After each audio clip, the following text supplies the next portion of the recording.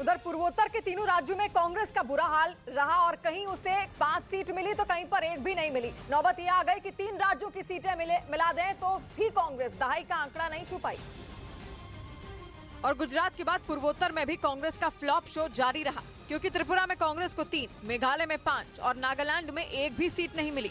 लेकिन हैरानी तो तब हुई जब पार्टी का केंद्रीय नेतृत्व ही इस हार को गंभीरता से लेता नजर नहीं आया। खरगे ने पूर्वोत्तर के राज्यों के चुनाव को छोटे राज्यों का चुनाव कहकर सारी गंभीरता ही खत्म कर दी। It is nothing to do with small states elections. लेकिन पार्टी के कुछ नेताओं ने माना कि पूर्वोत्तर के चुनाव को कांग्रेस ने हल्के में लिया। जो गंभीरता से हमें चुनाव लेना चाहिए था, शायद हम लोगों ने उस तरीके से नहीं लिया। यानी कांग्रेस अपना नुकसान खुद कर रही है।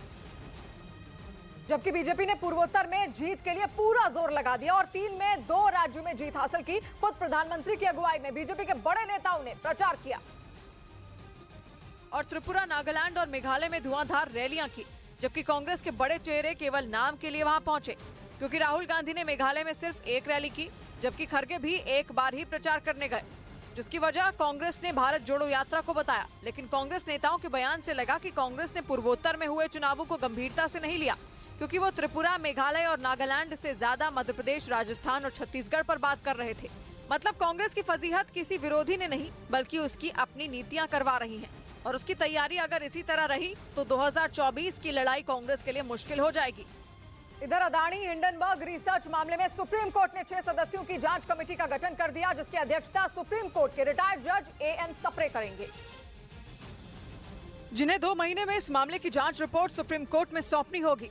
जांच टीम में रिटायर्ड जज एएम सप्रे के अलावा बॉम्बे हाईकोर्ट के रिटायर्ड जज जेपी देवधर, एसबीआई के चेयरमैन रहे ओपी भट्ट, इन्फोसिस के को फाउंडर नंदन नीलेकणी, बैंकर केवी कामत और वकील सोमशेखरन सुंदरेशन शामिल हैं। यही नहीं, पहले से जांच में जुटे सेबी को भी अपनी रिपोर्ट सुप्रीम कोर्ट में दाखिल करनी होगी।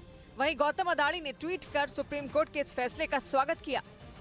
उधर पुतिन से बार बार मिल रही परमाणु जंग की धमकियों के बीच अमेरिका का सबसे खतरनाक विमान यूरोप पहुंच गया। ये विमान इतना खतरनाक है कि पूरी दुनिया अमेरिका के इस हवाई जहाज को डूम्सडे प्लेन के नाम से जानती है। डूम्सडे मतलब प्रलय का दिन, यानी वो दिन जब दुनिया खत्म हो जाएगी।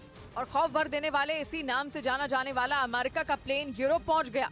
वो तब जब यूक्रेन की जंग के 1 साल पूरे हो चुके हैं और पुतिन यूक्रेन पर अब तक के सबसे बड़े हमले की तैयारी कर रहे हैं। डर इस बात का भी है कि वो कहीं गुस्से में परमाणु बम का बटन ही न दबा दें, क्योंकि कुछ दिनों पहले उन्होंने अमेरिका के साथ परमाणु हथियारों पर किए गए एक समझौते को भी तोड़ दिया था। और तभी से इस बात की आशंका बढ़ गई कि पुतिन के दिमाग में कहीं परमाणु हमले का प्लान तो तैयार नहीं हो रहा। कहा जा रहा है कि इसी खतरे से निपटने के लिए अमेरिका ने डूम्सडे प्लेन को यूरोप भेज दिया, जो न केवल परमाणु हमले के हालात से